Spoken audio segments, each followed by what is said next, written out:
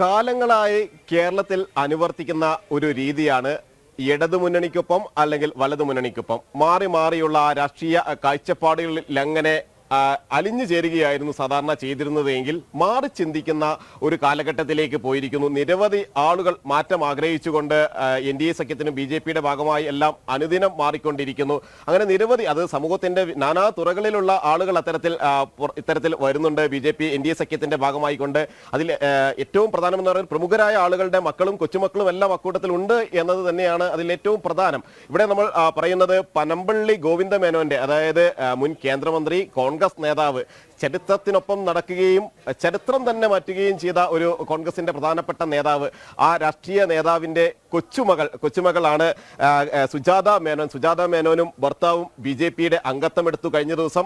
ഒപ്പം തന്നെ അംഗത്വം എടുത്തതിനൊപ്പം തന്നെ എന്തുകൊണ്ട് തങ്ങൾ BJP പക്ഷത്തൊപ്പ് ദേശീയതയുടെ ഭാഗമായി മാറി എന്നുകൂടി അവർ വിശദീകരിക്കുന്നു. അതിൽ പ്രധാനമായും അവർ പറയുന്നത് പ്രധാനമന്ത്രി നരേന്ദ്രമോദിയുടെ വികസന കാഴ്ചപ്പാടുകളോടുള്ള തന്റെ താല്പര്യമാണ് തന്നെ ഇതിലേക്ക് ആകർഷിച്ചത്. കോൺഗ്രസ് ഭരണകാലത്തുണ്ടായിരുന്ന വലിയ അഴിമതികളുടെ ആ കാലഘട്ടത്തിൽ നിന്ന് മാറി ഒരു അഴിമതി രഹിത ഭരണം, ഒപ്പം തന്നെ വികസന കാഴ്ചപ്പാടുള്ള ഭരണത്തിലേക്ക് നീങ്ങുന്നത് കാണാൻ കഴിഞ്ഞു. അതെല്ലാമാണ് തങ്ങളുടെ മനസ്സുകളെ മാറ്റിയത് എന്നവർ ജനൻ ടിവിയോട് പറയുകയും ചെയ്തിട്ടുള്ളത്. ആ റിപ്പോർട്ട് കൂടി നമുക്ക് കാണാം.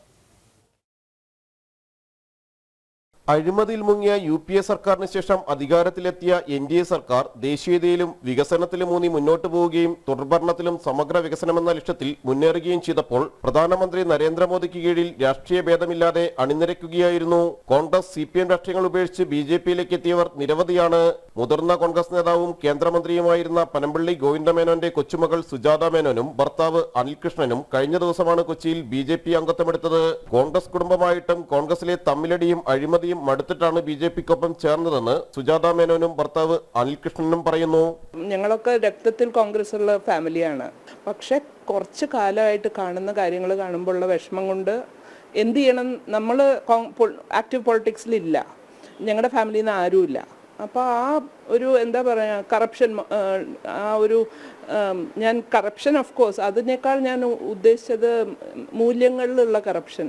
അവർ പറയുന്ന ഐഡിയോളജിയും പ്രവർത്തിക്കുന്നതും തമ്മിലുള്ള ഭയങ്കര വ്യത്യാസം, അങ്ങോട്ടുള്ള ഫൈറ്റ്, അങ്ങോട്ട് കരിവാരി തേക്കുക, ഇതൊക്കെ കാണുമ്പോൾ നമ്മൾ നോർമൽ സാധാരണ മനുഷ്യർക്ക് ഭയങ്കര ഡിസപ്പോയിൻമെൻ്റ് ആണ്. ഇപ്പോൾ കേരള പൊളിറ്റിക്സിൽ നോക്കിയാലും മാറി മാറി ഇവർ രണ്ട് പാർട്ടി വരുന്നതല്ലാണ്ട് അതേ കാര്യങ്ങൾ മുന്നോട്ട് പോവുകയാണ്.